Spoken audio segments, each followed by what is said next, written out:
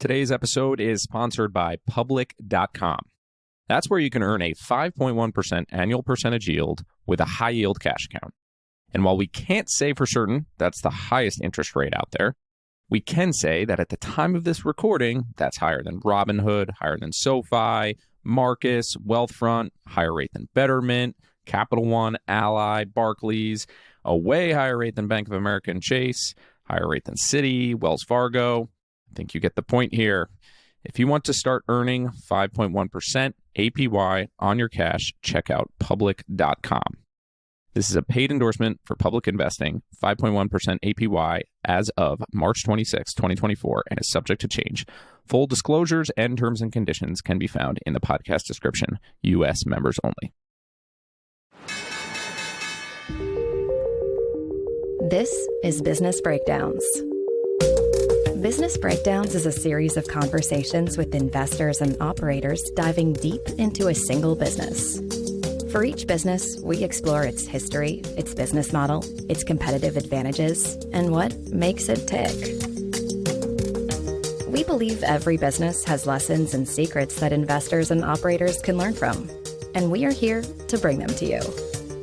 To find more episodes of Breakdowns, check out joincolossus.com. All opinions expressed by hosts and podcast guests are solely their own opinions. Hosts, podcast guests, their employers, or affiliates may maintain positions in the securities discussed in this podcast. This podcast is for informational purposes only and should not be relied upon as a basis for investment decisions. This is Matt Reustle, and today we are breaking down Intel. To cover Intel, I was joined by Todd Ahlsten, CIO of Parnassus Investments.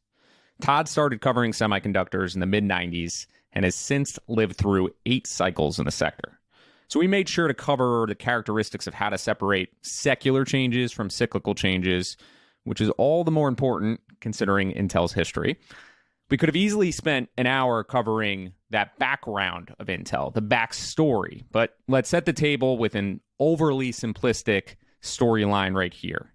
In the late 80s, a newly appointed CEO, Andy Grove, made the pivot to exit memory chips and focus on logic chips. The result was Intel stickers on what felt like every laptop and desktop I ever touched in the 90s and 2000s. They were the leading edge chip designer, but things shifted. Intel missed out on the mobile market. And then Intel missed out on EUV technology, and now they're left playing catch up. They've even started to bleed market share in those personal computing devices, which obviously have lost share as we spend more time on our phones and more time thinking about all the AI chips and what that's going to power in the future. So to summarize, Intel has been falling from its iconic status. In our conversation, Todd helps outline what went wrong, what is changing today, and what we can watch or monitor as this progresses into the future. When you look at CapEx budgets from Google, Microsoft, Meta, it's almost impossible to overstate the importance of that semiconductor ecosystem to everything around us. So please enjoy this breakdown of Intel. All right, Todd, thank you for joining us here on Business Breakdowns. I'm excited to get to Intel, one of the most important strategic assets in the U.S., sitting in a fascinating industry. And you're quite the perfect guest. And I thought we could start there. I just wanted to touch on your experience in this space, which spans decades. What has it been like to be looking at semiconductors from the early 90s? What are some takeaways when you think about this space? And maybe just a little bit about your background and how much time you spent looking at some of these names would be helpful to kick us off. Yeah, Matt, it's so awesome to be here today. It's almost like being a kid in a candy store talking about Intel and semis. So for me, it's a neat personal journey that I started at Parnassus when I was 22 years old. I'm 51. I'm still at Parnassus. And I was so fortunate, Matt, that 1995, I'm 22 years old. Our founder, we were a high active share, high conviction, contrarian stock picker. And I was tasked with going down to Silicon Valley starting around August of 1995 to look at semi stocks because they were cyclical, but there was a great long-term secular trend in semis. And I think that's just been an incredible journey that started in the summer of 1995 with a memory cycle. We had built too many memory fabs. And back in those days, there was a lot more players that were building large fabs, unlike today, where there's only a few major manufacturers. Back then, there was tons of memory manufacturers, logic, all sorts of different players. So it was an incredible time. And so for me to live through now 8 cycles as a practitioner, it was a great journey. And I would just say, this is an industry that's cyclical, that has secular dynamic innovation.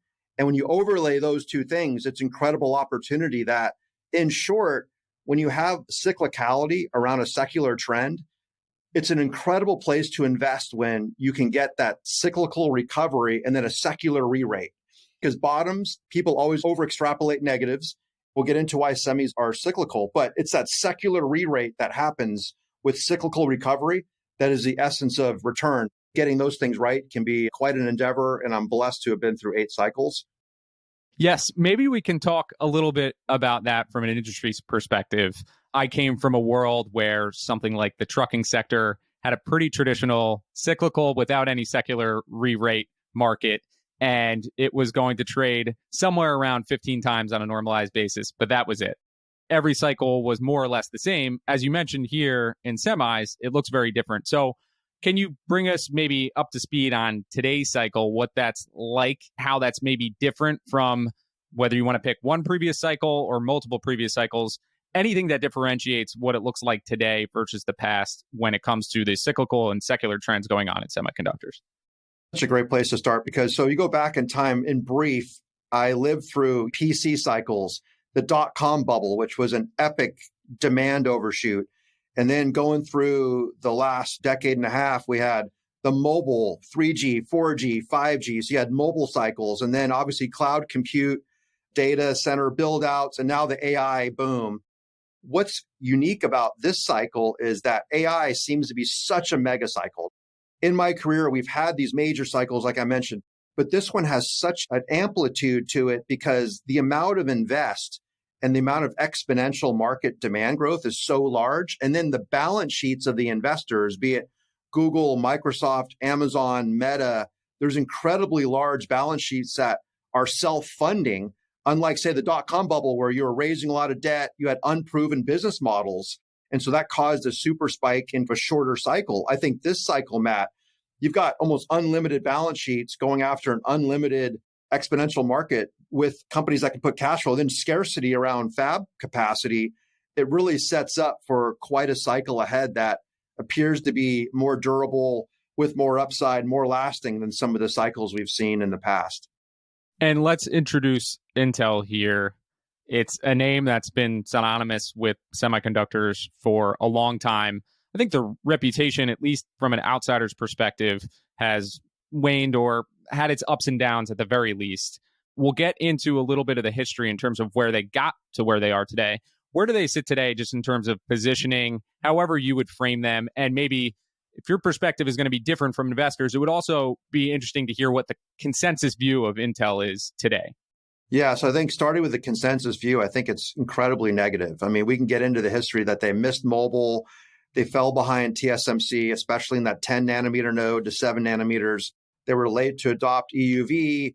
AMD's gaining share in servers and PCs. And what they're left with is declining monopolies, lower return on capital, and a real battle going forward. The consensus is almost like jumping over a 2-foot bar. I don't think it's very high. So what's the intrigue? And I think where this call can get really interesting is when Pat Gelsinger joined the company. Pat was basically 19 years old or a teenager when he joined Intel with an internship.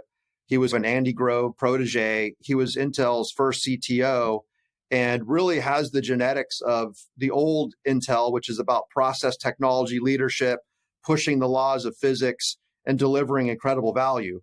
So right now, there's a chance that this could be, in Pat's words, one of the great American turnarounds in corporate American history. And where that would really go, Matt, is a couple things. First of all, Intel has tripled down on getting back on the leadership cadence of manufacturing.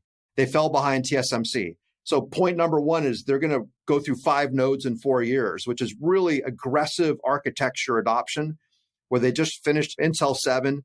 They're ramping up Intel 4, which is their first EUV launch.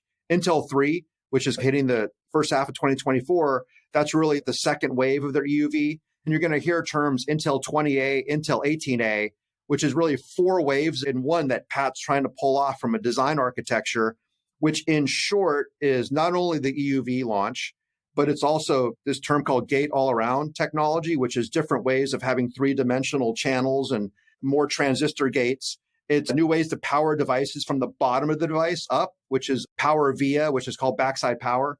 And then new ways of packaging these chips, chip on wafer on silicon, which is a really new way. So when you think 4 waves, 5 nodes in 4 years, that's the first part of what Pat's trying to do.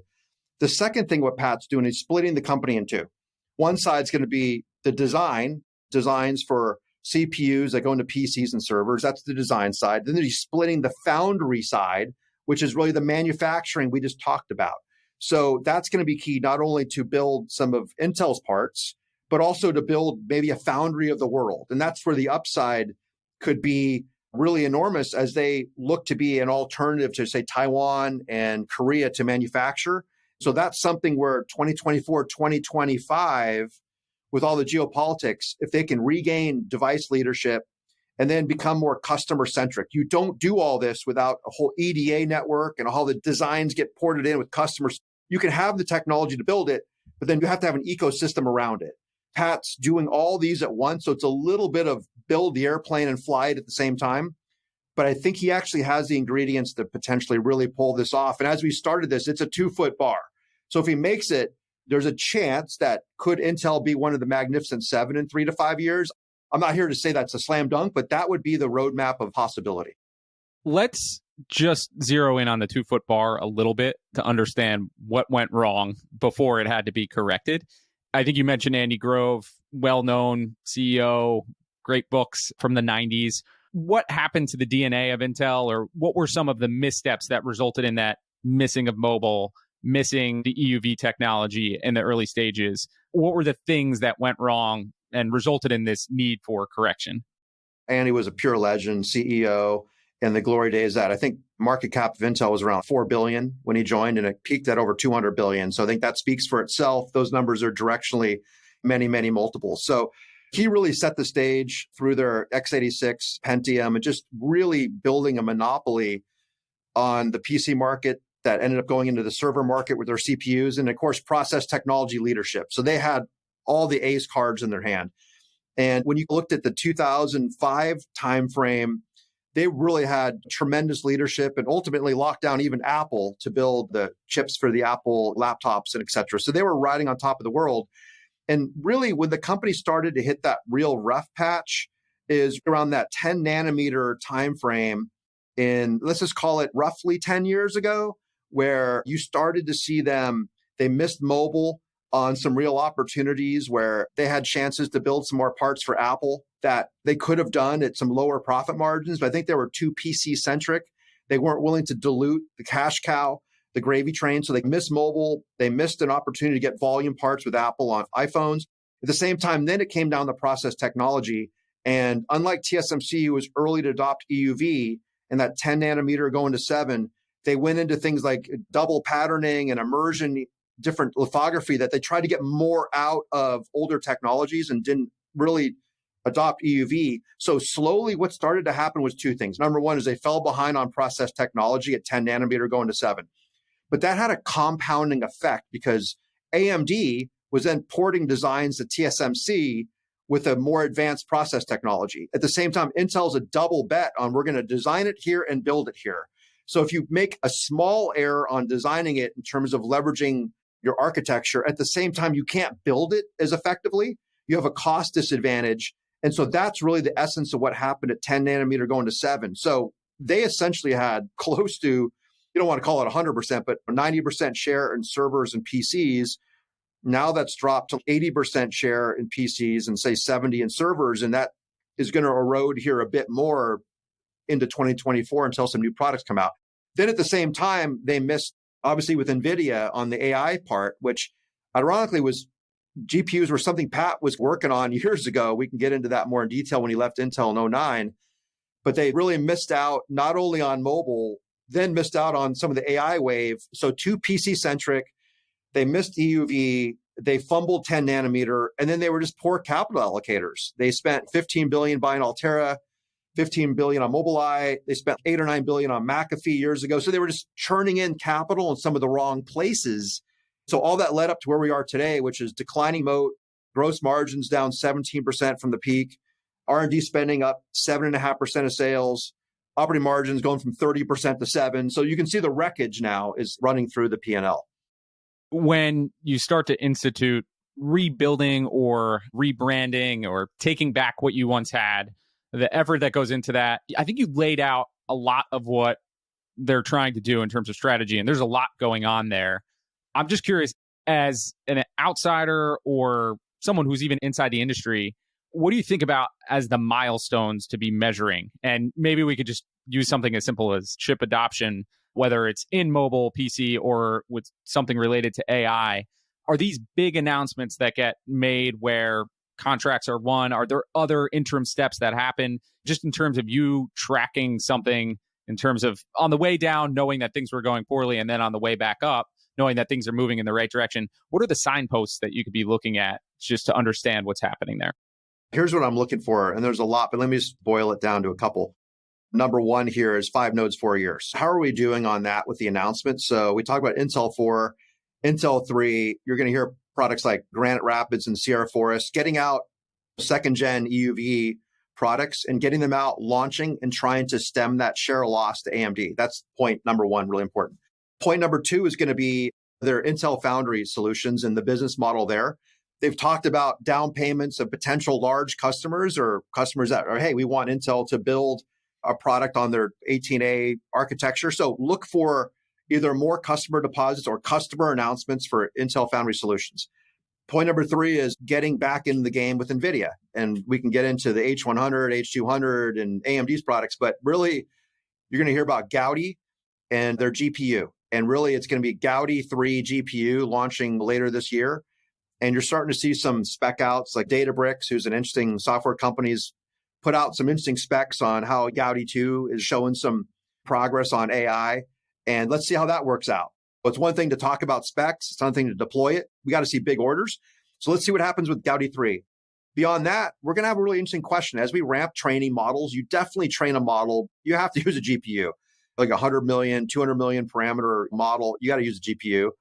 But what you're going to see at some point is there's going to be a lot of inferencing done, which is once you train a model, you got to use it. And a lot of people use it. Some of that inferencing, Matt, is going to be done with CPUs. And maybe a 5th gen Xeon processor can do that. And in the short term, budgets have gotten crowded out. People are spending, Meta talking about spending a lot on GPUs for NVIDIA. What happens if all of a sudden budgets loosen up a bit and there's not only a traditional server PC rebound this year, which is something we think can happen, but just inferencing on the edge using a Xeon 5th generation CPU, that could be interesting. So keep an eye on that.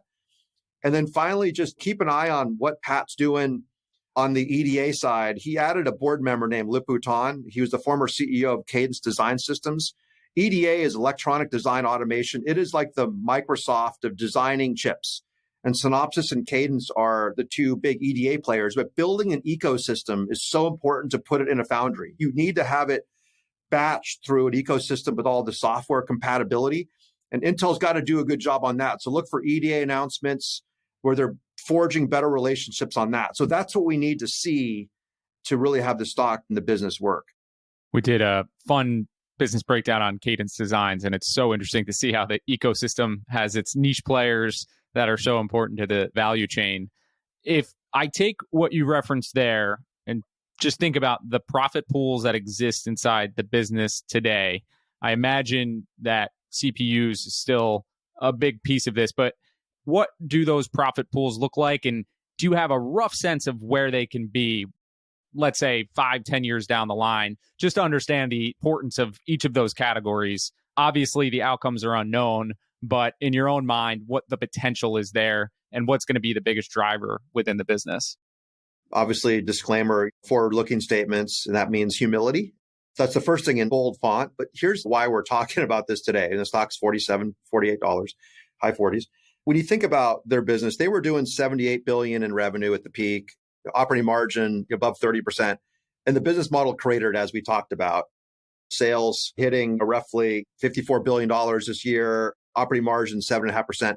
where does this go from here? So the first benchmark we have is they're taking out billions of dollars of cost, stabilizing market share. And our first parameter is getting back to a 25% operating margin. So our goal here by 2026 is for Intel to get back to 25% operating margin, roughly $4 in earnings power.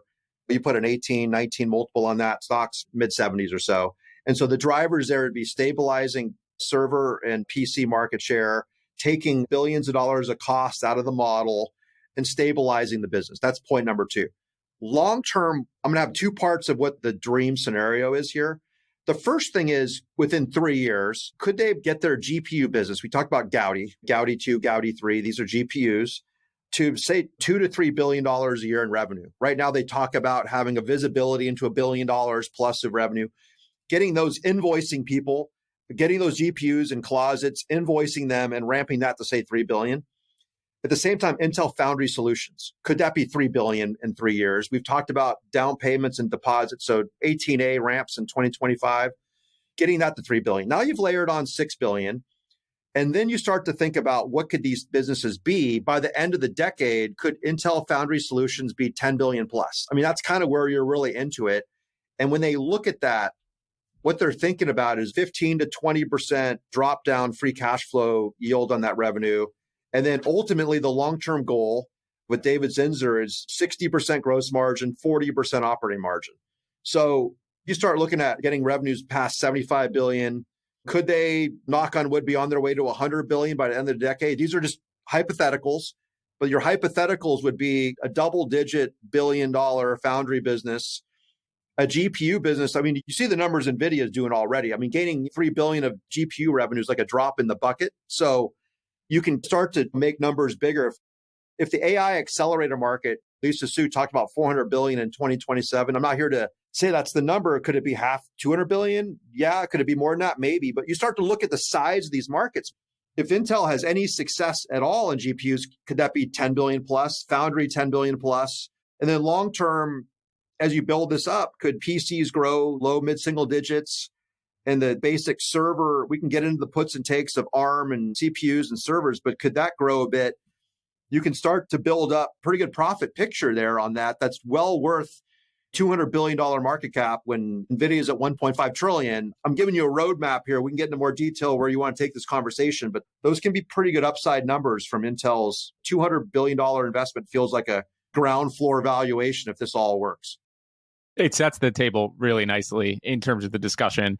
When you reference that historically, the peak 78 billion of top line at a 30% op margin, I'm assuming that was mostly CPU business. When you start to think about that 40% op margin over time and the growth in GPU and Foundry, do those businesses have a drastically different margin profile where mix shift is going to be a big driver of that? It's a quite impressive number to hear. So I'm just curious, when you think about these three businesses or these three segments, are there drastically different margin profiles between the three? Yeah, there can be. So the interesting thing is Foundry can be an incredibly profitable business. You can look at TSMC, and I'm not here today to compare Intel Foundry Solutions to TSMC. So the issue is going to be a drag on Intel Foundry Solutions, and Intel here in the upcoming weeks is going to give us some more detail. They're going to break the numbers out, and you talk about the 2-foot bar. It's common knowledge that the numbers are probably going to look pretty ugly on Intel Foundry Solutions right now. We're running depreciation over 10 billion a year. We know revenues are depressed. So we know we're off a low base. The Foundry business will be diluted for quite some time. You've got a huge fixed cost. When you think about putting $125 billion of capital in the ground the next 5 years, this is not a cheap endeavor. And that's either the opportunity or the risk or the exponential opportunity. So let's just break down the answers. I think, yes, Intel Foundry Solutions, if it can cross 10 billion by end of the decade, it can have very attractive economics.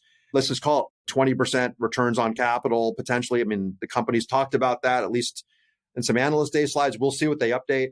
The GPU business could be incredibly profitable. I like to think of GPUs as Moore's Law squared, which Jensen talks about, because in the same way NVIDIA has their GPU with the CUDA operating system, there's a software component to these that gets really interesting. That's what Gaudi 3 is, which is an asset they bought from Habana Labs in 2019. So if they can build that Gaudi software stack around the GPU, and then build that, there could be some really nice economics. But right now, our revenues are incredibly small. So let's just have another conversation when revenues are at $3 billion. And then finally, I'm actually pretty bullish on their base business. Even though the monopoly days are behind us, I think with the 5 nodes in 4 years, and if they can get Intel 3 to 20A to 18A, I'm actually pretty bullish if these terms we talked about, backside power, power vias, gate all around, those things can really get Intel's process leadership back. And if they can do that, along with, hey, the CHIPS Act, that adds some subsidy in there that helps reduce the cost.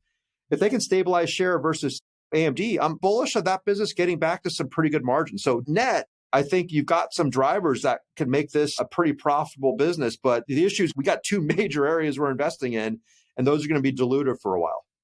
With the GPU business, you mentioned Moore's Law squared. I love that. When you think about the potential cyclicality in that market, does it look different from what you have in the CPU business? And I'll give you, again, the cheap seats observation would be, okay, if I have my MacBook and that's got the Intel chip, that's market share. You go through the cycle, maybe there's a chip switch. But with GPUs, you could tell me that the customers actually want to diversify their GPU set between NVIDIA and Intel. But give me a little bit of an understanding of what that market would look like. And if there's any differences, whether it's competition, share, cyclicality, anything that would differ from the historical CPU business. Yeah, so I think what's different than the historical CPU business will be the concentration, Matt. I think that's what's going to be so fascinating. And we've seen very recently what Meta spending on GPUs, and just there's an incredible concentration, winner takes all in that, versus CPUs, I think will be a bit more fragmented. So when I think about the cycle, we're obviously in a huge AI wave. Was it 45 billion last year in AI chips going to, if it's 400 billion and by 2027, we'll see. But I think the interesting thing will be there's been such a pull in on training these models for AI. And I think 2024 is going to be a huge year. I think the first question we're going to have is in the middle of, say, 2025, when we've had an enormous training rollout, is how do they monetize these businesses? Because when you start building up, and I think New Street Research has done a good job on this. I'll just kind of quote some of their numbers. But if you look at a $400 billion accelerator market by 2027, that's $1.1 trillion of data center spending. So clearly the big guys, Amazon, Google, Meta, et cetera, they're going to have to really have some serious business models to plow back to keep this going. So my sense is we've got another 18 months of a real big cycle where you're essentially jamming GPUs in a closet, plugging them in, training models, and invoicing people. And I think that's going to be big. So the cycle within a cycle is you're now going to have a mobile cycle, a PC cycle, a traditional server cycle, which are different than this AI wave. And so we can unpack that a bit, but this AI wave is sucking the oxygen out of some of these budgets. So you could have a case where AI, for the short term, tops out mid-2025. Well, these other markets grow, ironically, and there's digestion because we've now trained a bunch of models. Now we got to inference them on the edge with some other chips that aren't GPUs. The semi cycle, where I said I've lived through 8, they might be different because we're going to have memory cycles, GPU cycles, logic cycles, and then PC cycles, which are overlapping in different ways than they have in the past. Yeah, it's very interesting to think about all the variety there. When you mentioned that you expected it to be much more consolidated or concentrated in the GPU market versus fragmented in the CPU market, was that specifically the buyer base, meaning Meta, Microsoft being concentrated buyers, or were you also referencing the supplier category? I just want to make sure I understand that properly. Yeah, so it's more the buyers than suppliers. So still, even in PCs, you really got AMD and Intel, and then obviously Apple has their own internal silicon for PCs. It's going to be concentrated that way for the actual manufacturing base, but it's more the demand base. When you think about the sheer demand that's coming from Google, Microsoft, and some of these large AI players, it is the market right now, largely, which is different than a PC market. These massive players that are sucking down GPUs, it's just a different dynamic. Yeah, it would be a fragmented market if those big players weren't spending that massive amount of money on for apps. Exactly, Matt. Yeah, so that's what we're working on. So we don't have all the answers for that, but that's something that's part of the equation. Are they incentivized to diversify between NVIDIA and Intel? Is there any case to be made that you want both servers or both chips from both companies powering your servers? I think there will be. It's just the question is you have to have an alternative. And I think, obviously NVIDIA has got an incredible, I think the next, say, 2.5 years, it's going to be NVIDIA is in an incredible position with CUDA and the standards they're setting. AMD somewhat, you've seen some numbers that are coming out. Originally, it was $2 billion, then the numbers are going up a bit exponentially this year for what AMD is launching. So they're also in a good spot, and that's creating somewhat of a competitor. I think Intel with their Gaudi GPU 3, I think people want a solution. I think there's a certain, even a patriotic, I'm rooting for Intel's GPU and the foundry, but they've got to get that competitive. And I think right now, it just hasn't been there yet with the software stack. And I know people are experimenting with Gaudi 2, and you read some specs that look pretty interesting, but then I'm like, where are the orders? Ultimately, it's good to read these blog posts, but that has to turn into a large invoice. And we haven't seen that yet. Look at some of these pricing at, say, $30,000 for a GPU. If Gaudi's coming in at some lower prices, whether it's $5,000, $15,000, I'm not the one to say that, but I think they might try to come in a little lower in price to make up for some of their performance deficiencies. And can they be, shall we say, good enough? Because I think some of the interesting arguments going to be you're training these large models, and what models need the best and what models need good enough. And I think Intel could really play in that good enough market. And we just got to see how big that market unfolds. I think that's something we're going to want to keep an eye on.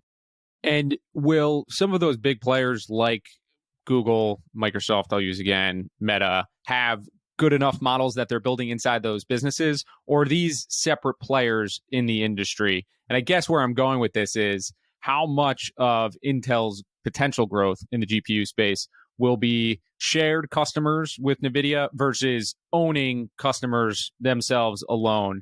How compatible are the two together? And what's your outlook on that like?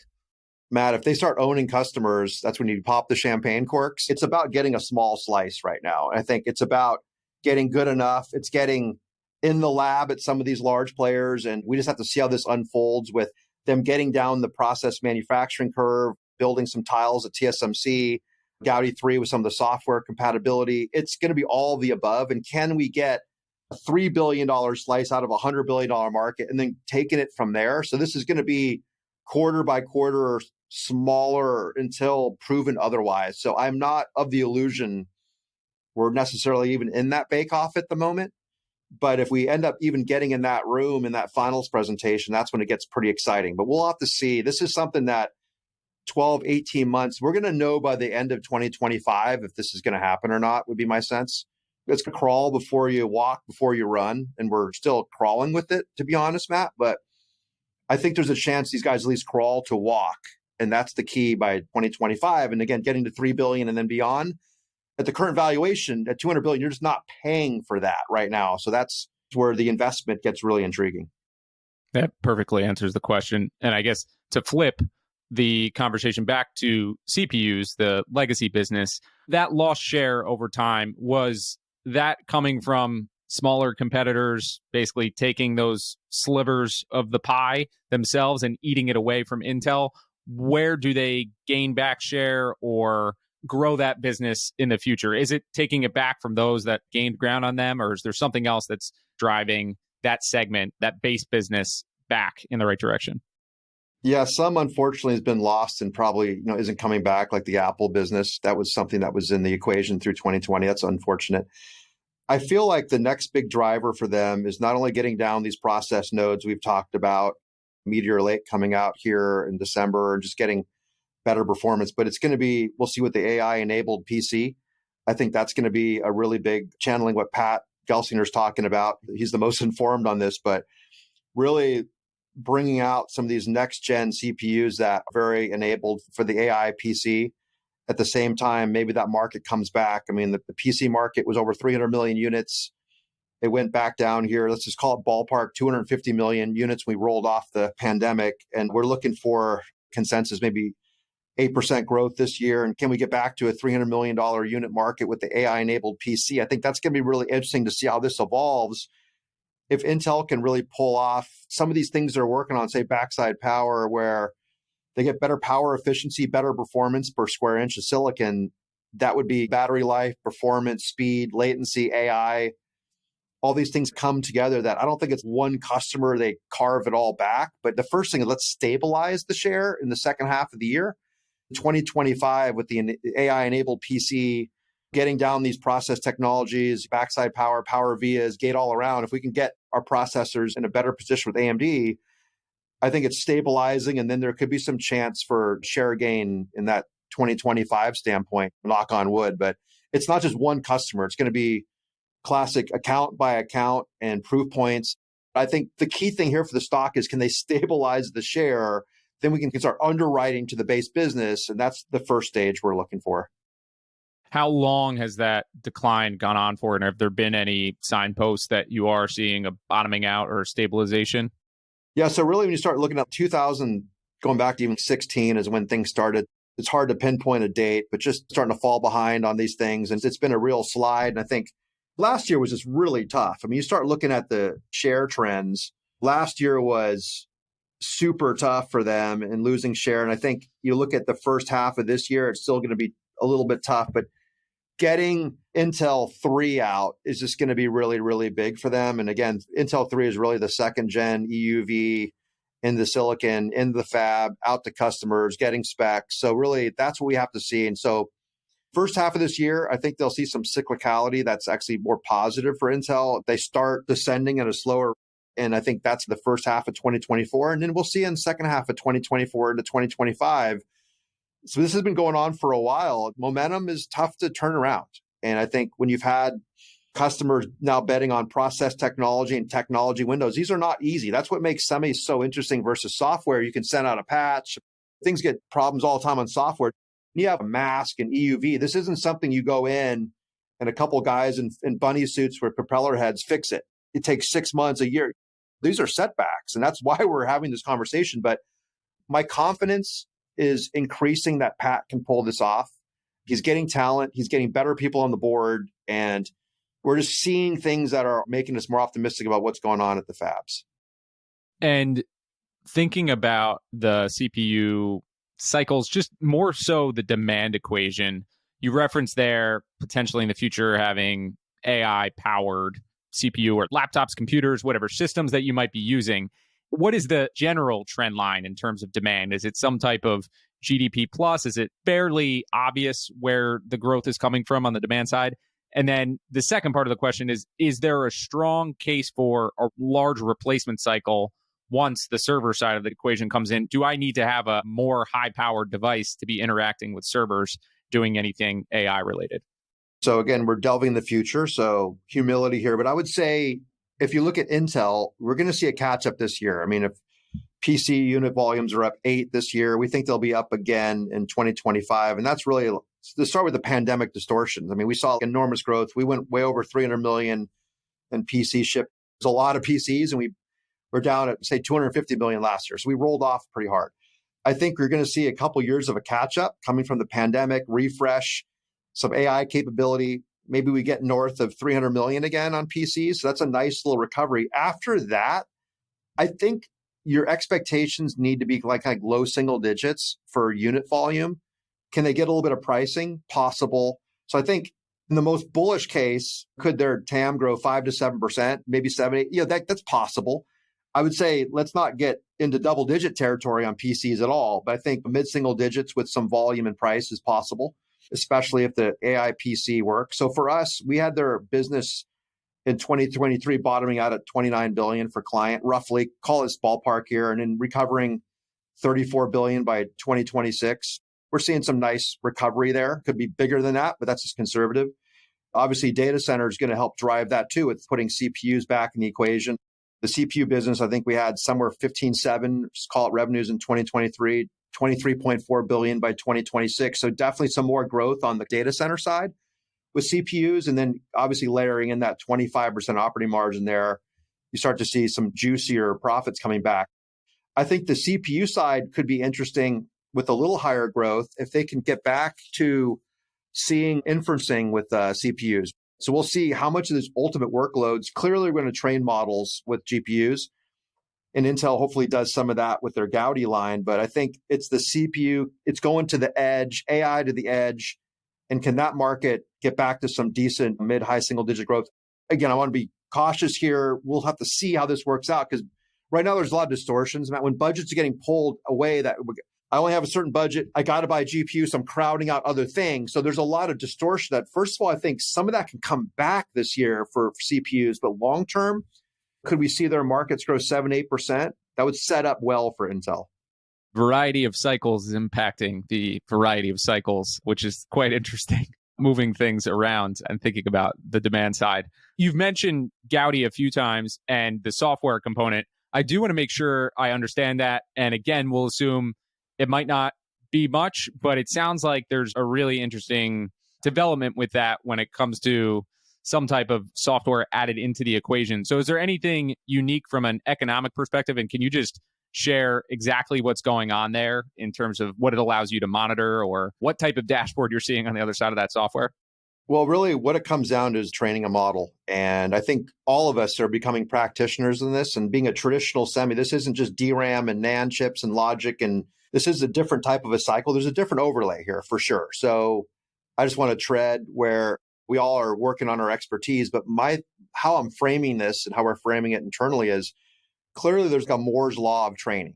It's too expensive to train models right now. So being super simple, anything silicon providers can do with the GPU with software to get on a Moore's law of we're going to have more complex models and we got to reduce the cost dramatically to train them so they can be more evangelized. And I think whether it's CUDA with NVIDIA, with AMD, or Gaudi with Intel, we got to get down a Moore's law of training. And I think that's what Intel's trying to do on how they're combining their GPUs and packaging with the software and obviously accelerating that computing to get down a cost curve.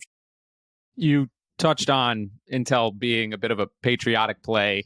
There is a lot here when it comes to geopolitical importance, and it's a unique situation when it comes to the supplier base and competition in the space. So can you just share a little bit of how you think about the geopolitical dynamics, whether that's a positive or a neutral dynamic for Intel, and anything that's happened that's a key milestone in recent years that would be supportive for Intel? Geopolitics are super intense here, which I feel break positive for Intel. And only if you looked at Intel as being an insurance policy. It's almost like you call up Allstate or Geico and the Geico comes out. It's a little bit of an insurance policy on that. I take that really seriously. And it's unfortunate that's the case, but we all know, Taiwan's a great country, incredibly industrious people, but there's obviously risks there that we all know and don't need to get into at the moment. The same way, Korea, an incredibly industrious people, there's a lot of proliferation risks there. So clearly stating the obvious, there's a lot of risks that every day you wake up and you don't know how the world's going to look. And it's unfortunate we have to have this conversation, but that's how it is. So if you look at Intel, they're looking to be the foundry to the world. Now, that doesn't mean only chips being built in Silicon Valley, Arizona, Columbus, Ohio, to all these different areas, to New York and different areas that we've seen. It also is Germany. They're looking at building large foundries. They're looking at investing a lot of capital, ironically, in Israel, which is another investment they're making, which is actually in another problematic area. But really for Intel, this is a play where the CHIPS Act is a huge $53 billion. Intel has, I think it's $8 to $12 billion in potential CHIPS Act funding that could come their way. They're looking to be the foundry to the world. And I think if you talk to Pat, he would say, we want to be that supplier and make more money than anybody else in terms of building some of these chips. I know it's a high lofty, TSMC is going to be there, but say excluding them, make a lot of money. Because seeing the pandemic, Matt, there's a whole bunch of things, there's signposts that say supply chains are fragile. And so I think this is an anti-fragile investment, and they're going to build chips on multiple continents. And part of the moat around this is they've got to get good people. You can build a fab, but you got to get the people, Matt. I think we're speaking to Pat, obviously said publicly, they've got to spend $50 million just training workers, because you can't just put on a bunny suit and start managing a Lam Research etching tool. I can't do it. You can't do it. We can talk these terms. So it's people, training, costs, and quite frankly, with the CHIPS Act, Intel can't plow $125 billion of capital at a 30% cost disadvantage to Taiwan. There's no business there. So part of this is getting us competitive, getting up the cost curve, getting up the tech curve. And I think Intel's got a chance to pull this off. It is incredibly important. And I think ultimately, if you're going to talk to those large incumbent players, without naming names, that they will be customers, but let's just, whether it's Apple, NVIDIA, Google, Meta, just different silicon, it's got to be built somewhere. And if I was running those, if I could do this relatively competitively, I sure would want another source. So we'll see how this plays out. But I think Pat's quadrupling down to do this. And if there's one CEO in the world that could do it, it's probably Pat. He's willing to put 125 billion on the table to do it. So we'll see. And can you just provide the one-on-one on the CHIPS Act, rough description of exactly what that meant? It's really simplistically build something made in the USA where you're getting a 25% subsidy. And the government, as of the last writings, we're willing to $53 billion. So you gross up that by 4 or 5 times. I'm giving you directional math, but it's really a subsidy to help promote fabs built in the USA and do that to help them be more cost competitive. And there's other parts of it. It's pouring concrete and putting in very complex equipment, $250 million EUV machine, but it's also worker training, jobs made in the USA. And so there's a lot to it that's in there to try to promote the industry. We've obviously looked at everything from within Intel's perspective. When you think about competition, NVIDIA is on an incredible run right now in terms of having success. But when you look around and look at the peer group competitors, are there things that you fear coming out of those competitors besides maybe invoice announcements? Are there things that you monitor that they're doing, things that are outside of Intel's control, but things that you're monitoring closely? We do. And that's one of the neat things here at Parnassus, that we have 3 large cap funds. I manage our core equity product and CIO of the firm. So we also own NVIDIA. And so meet with them and have a significant position in that company. And we own Intel. So we've in some ways hedged our bets on it.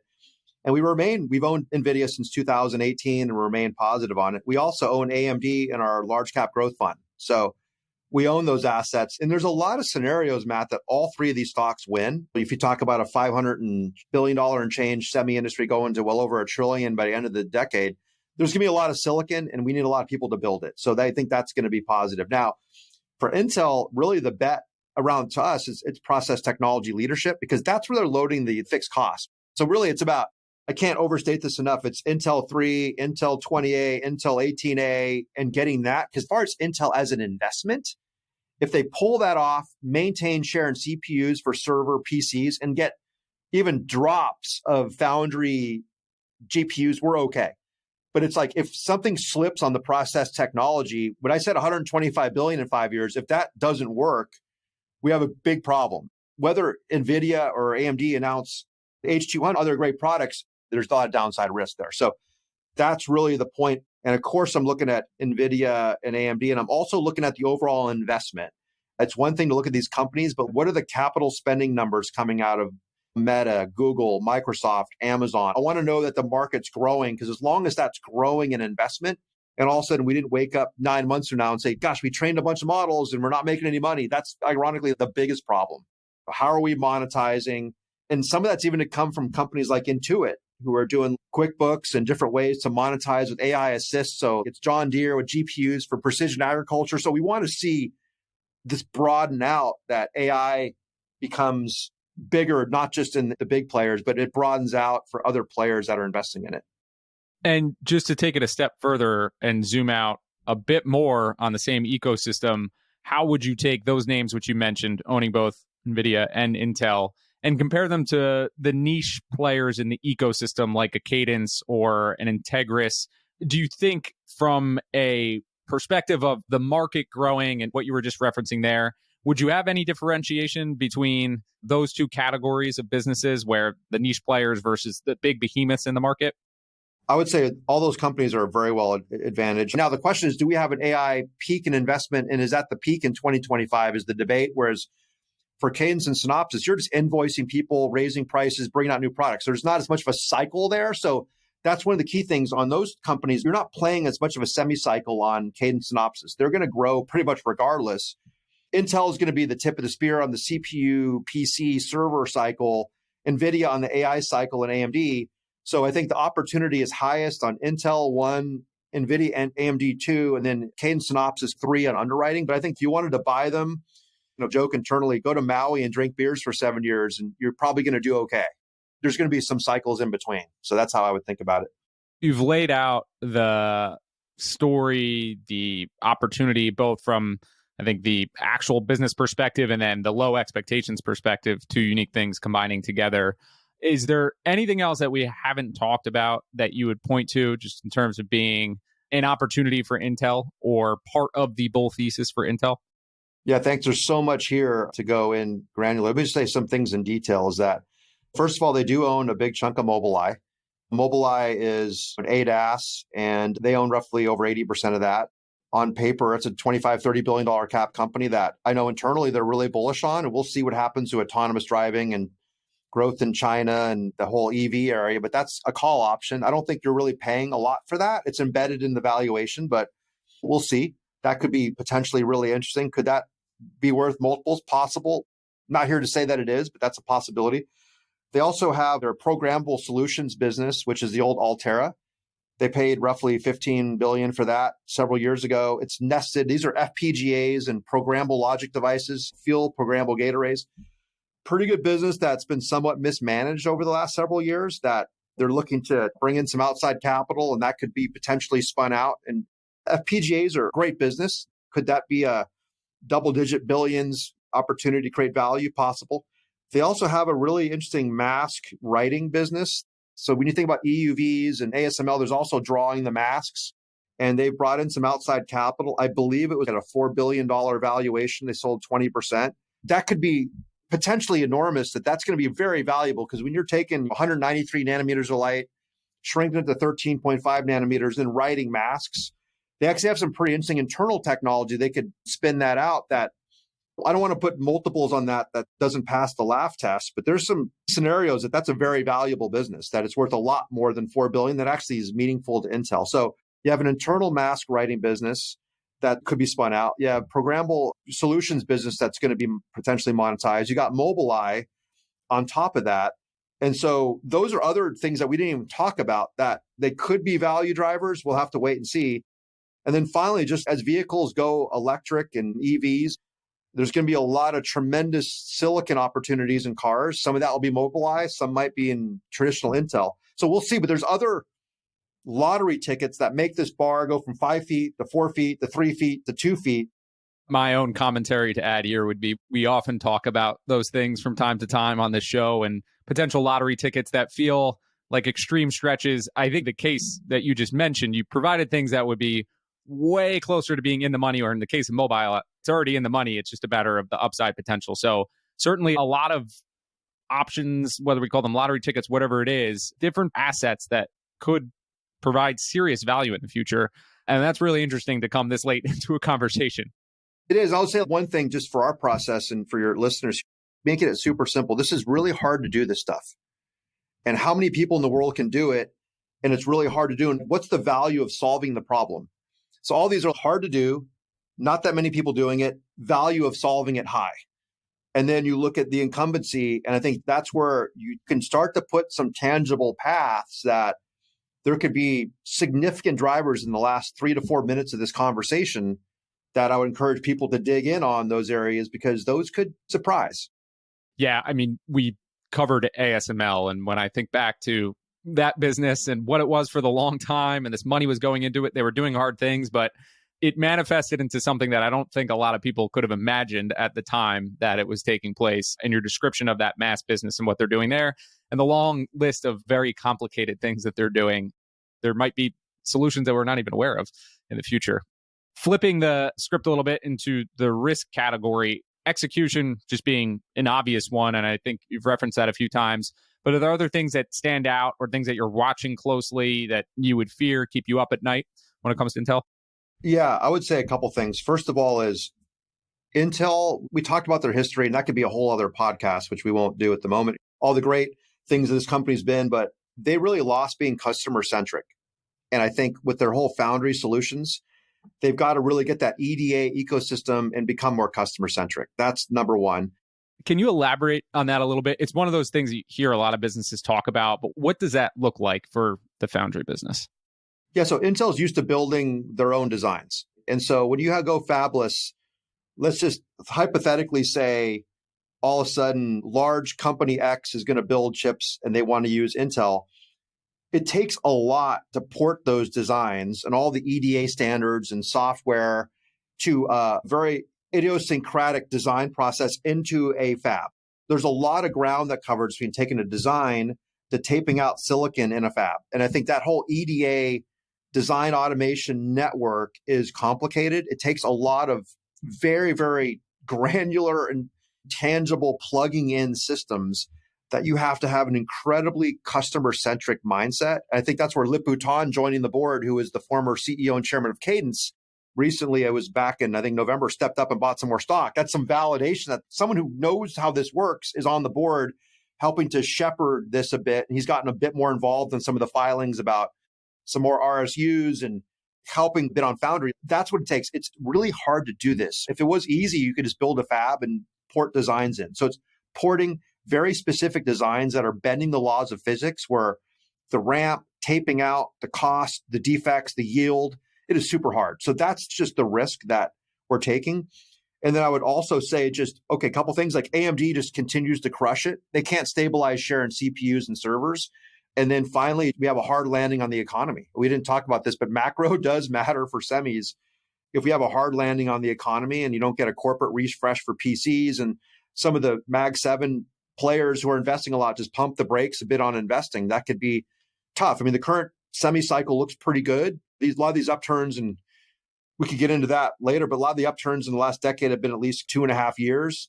Things started to, at least for the stocks, bottom out October 2022. We're coming out of a cycle.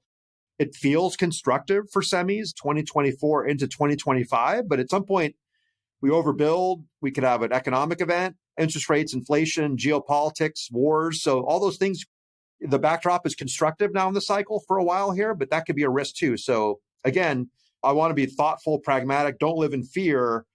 I think there's 8 or 10 things that could work positive. There's 3 or 4 that could break negative. But overall, the execution will be the thing to focus on. Are your expectations that this cycle would be, from a duration standpoint, any different than previous cycles? I think you've alluded to it a little bit in terms of why it looks a bit different, particularly in the GPU space. But are you thinking about this when you reference that 2.5-year period any differently than how you've thought about the past? Yeah, it feels to me at this moment, and I say this is where the humility comes back in, it feels longer, Matt, from the standpoint, say the stocks all bottomed in roughly October of 2022. And that's where the market did as well. So when you think about recovery, we had the pandemic distortions. So I think we're rolling those off and burning inventories. The automotive area still has some inventories and weaker demand. Memory looks like it's going to come out of its down cycle here as we speak. And then logic, GPU, CPU, server, PC seems set for a good recovery 2024. And then with the AI spending on GPUs, I think the ecosystem of compute, they can't do it alone. There has to be compute on the edge and memory, NAND, DRAM, PCs, et cetera. So my sense is this could be a longer cycle than normal. History would tell me we've got another year of a really constructive backdrop for semis, at least for the stocks, because obviously the stocks will peak before the cycle peaks. Could this cycle be longer? Possible. I'm not willing to pound the table and say it's a 5-year cycle, but I'm willing to commit that at least in humility, the next 12 months looks really good. And then we'll see what happens into 2025 with trading, inferencing, the economy, and the cycle. But it could be longer this time. One, I want to say that I speak to everyone, appreciate that you actually putting some numbers or timeframes around these things. We won't hold you to it, but it's just helpful to hear and get the perspective. The other question I would have on cycles is, and I know they go hand in hand, but to the extent that a drop-off in demand is the main driver, and maybe tying it specifically to macro, so we think about 2009, other recessionary periods, do those cycles look a lot different than maybe those just driven by natural oversupply coming into the market, resulting in a shift in things? Is there a big difference between the two cycles or the drivers of what would cause a correction in the cycle? Yeah, I think this time around, the AI investment is so large and those companies are so well financed that in the short term, it's going to make the industry less cyclical. We're going to have to see how these models get monetized if it's truly less cyclical long term. But I think you could see potentially even a couple quarters of negative GDP growth this year, and semis are doing fantastic. And you'd be like, how is that? Well, you have the pandemic is distorting things too. You're coming out of a trough for PCs and CPUs and servers. At the same time, you have AI investments. So we could be sitting here catching up over coffee and there's like a mild recession in Q3, but all the semi companies are beating estimates except maybe a couple automotive suppliers. So that's what makes this unique. So I think that's where we're at now. And we're going to have to see how this plays out by 2025, 2026, that when the cyclicality comes back in. And that's why I've learned from 8 cycles and being 51 years old, you have to be dynamic, pragmatic.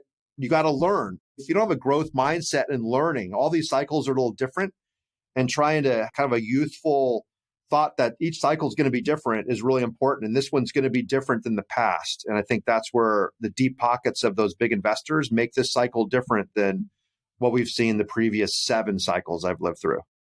That makes a lot of sense. And my natural follow-up question would be, in that 25 to 26 year period where you have the massive capital outlay, they've built out whatever it is that they're building out at this point, is the expectation that there will then be a large drop off? Where would the run rate spend be from those players? I can only imagine it's the $1 million question, but I'm just thinking about whether this is foundational level spend where there's a massive amount of infrastructure being built that can then come down over time, or if this is going to be at least some new normal in terms of very, very high spend in this category. Yeah, that's where actually some of our friends at New Street have done some really good work. And just to quote some just mind-boggling numbers, when you say $400 billion AI accelerator market 2027, that's 1.1, I think, trillion in data center spend. Let's just say that happens. That's a super bullish estimate. I think they rightfully say that's bullish. They did a sanity check piece, which I would recommend people to look at after this conversation. But I think we're going to have to see what the business models are. Are there multi-$100 billion markets in digital ads and AI assist co-pilots and medical research, life sciences?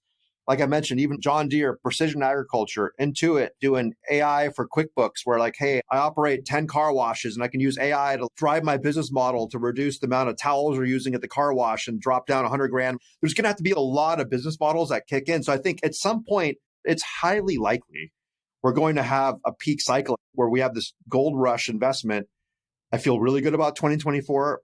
I feel pretty good about 2025, but somewhere out there is going to be that moment where the money's in the ground and where's the pay dirt on this? And there's going to be some sort of a cycle within a cycle where I think as a long-term investor, I'll frame it this way. If you're going to buy, say, NVIDIA, Intel, and not look at them for 7 years, there's highly likely that 50 to 60% drawdown at some point. Could it be 18, 24, 30? There's a risk pocket in there. And I think that's the question we're going to ask. So my expectation is we're going to experience that. And then unfortunately, some people will get shaken out in that. And then when we actually have all these models really trained and inferenced and out to 2030, if you exit, then you're going to miss that next cycle. So there could be some risk management in 12 months. It feels like a bubble. That's another conversation. Don't feel like we're there yet. But there's going to be a drawdown at some point, highly likely. And that's probably in that 2025, 2026 timeframe. At some point in there, we have to be thoughtful on that. We'll have to see. Don't know how to answer that completely, but that's how I'm framing it.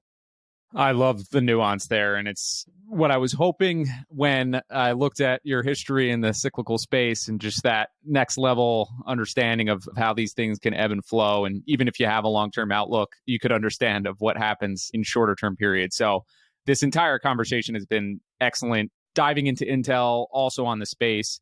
We close out all of the conversations with just a question about lessons that can be taken away from the business and maybe applied elsewhere.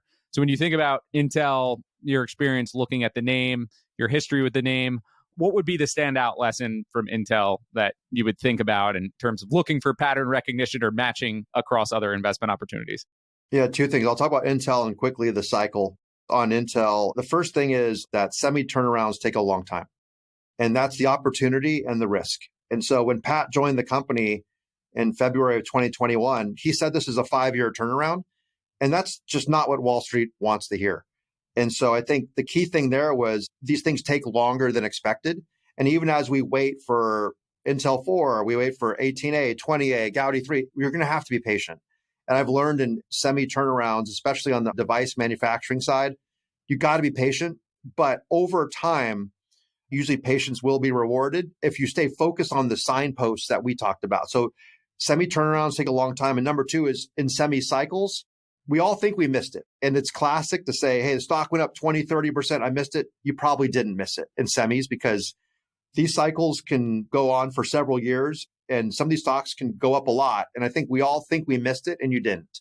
Now, there's obviously some point in the game you're late in the game, but don't think you missed it just because you missed the first 20 to 30% of a semi trade in a cycle. Be patient with semi turnarounds. And finally, temperament is everything in being a cycle investor, that these over extrapolate. When everybody in the earth is positive, it's time to get negative. When everybody hates it, it's time to get positive. And you have to have contrarian genes in this business. You also have to have a good temperament. You can have the highest IQ, you could do the most work, know the most specs.